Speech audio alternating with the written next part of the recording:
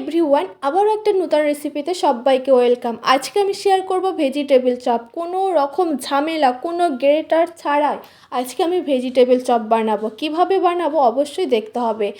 আর অনেক tips and tricks থাকবে, সহজ উপায় কিভাবে একদম রেস্টুরেন্ট স্টাইলে ভেজিটেবল চপটা বানানো যায়। প্রথমে আমি একটা প্রেশার কুকারের মধ্যে দিয়ে দিলাম এভাবে কেটে কেটে গাজর, ক্যাপসিকাম আর বিট ছাড়া যেটা একদমই ভেজিটেবল চপ অসম্পূর্ণ। তো তারপর সিদ্ধ করে নিয়ে একটা স্পুনের সাহায্যে ঠিক এইভাবে কেটে কেটে একটু ঠান্ডা করে নিলাম। অপরদিকে অবশ্যই আমি ব্রেড গ্রামসটা বানিয়ে নিলাম। আর ব্রেড গ্রামসটা কীভাবে বানাবেন অবশ্যই আমার পেজে বা আমার ইউটিউব চ্যানেলে দেওয়া আছে, চেক আউট করে নেবেন। এর মধ্যে আমি একটা স্পেশাল মশলা ব্যবহার করব, সেটা আমি গরম করে নিয়ে পেস্ট করে নিলাম। আর বাদামটাও ভেজে নিলাম। এরপর কড়াইতে তেল দিয়ে তেলের মধ্যে দিয়ে দিলাম পাঁচফোড়ন আর যে সবজিটা আমি সিদ্ধ করে রেখেছিলাম সেই সবজিটা দিয়ে দিলাম আদা রসুন বাটা, সামান্য কাশ্মীরি লঙ্কার গুঁড়ো দিয়ে দিলাম, কাঁচা লঙ্কা আর হলুদের গুঁড়ো দিয়ে কিছুক্ষণ রান্না করে নেওয়ার পরে এর মধ্যে আবারও একটু সামান্য পরিমাণে চিনির গুঁড়ো আর দিয়ে দিলাম ধনিয়া, জিরা আর মরিচের গুঁড়ো, দিয়ে দিলাম ধনিয়া পাতা আর একটু রুটি কুচি আর ভেজে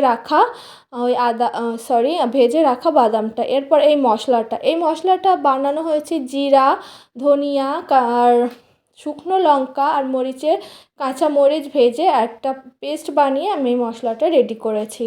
আর দেখুন কতটা পারফেক্টলি হয়েছে। যদি আমার এটা পারফেক্ট না হতো তাহলে আমার হাতে কিন্তু সব লেগে যেত। তো আমার হাতে লাগছে না মানে বুঝতে হবে একদম পারফেক্ট যে ডোটা বানাবো একদম রেডি হয়ে গেছে। এক হাত দিয়ে এইভাবে একটা শেপ দিয়ে নিলাম, কারণ আমি এক হাতে ভিডিও করি আর এক হাতে রেসিপিটা বানাই। তো আপনারা অনেক অনেক সাপোর্ট করেন যাতে আমি অনেক সফলতা পাই এবং তাড়াতাড়ি অনেক অনেক জিনিস কিনতে পারি।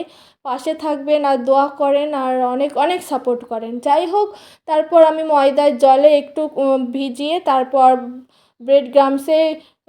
ব্রেড ক্রাম্বসগুলো লাগিয়ে নিলাম। এইভাবে প্রত্যেকটা চপ আমি রেডি করে নিলাম। এরপর আমি ভেজে নেওয়ার পালা। কড়াইতে বেশ অনেকটা পরিমাণে তেল দিয়ে দিলাম। তেলটা দিয়ে একদমই মিডিয়াম আঁচে এটা আমি একটু ভেজে নেব। আর লাস্ট আমি আবার একবার ফ্রাই করেছিলাম খাওয়ার সময়। তো ডাবল ফ্রাই করলে আমার তো মনে হয় চপের মানে যে কোনোই চপ বানায় না কেন খেতে খুবই সুন্দর হয়।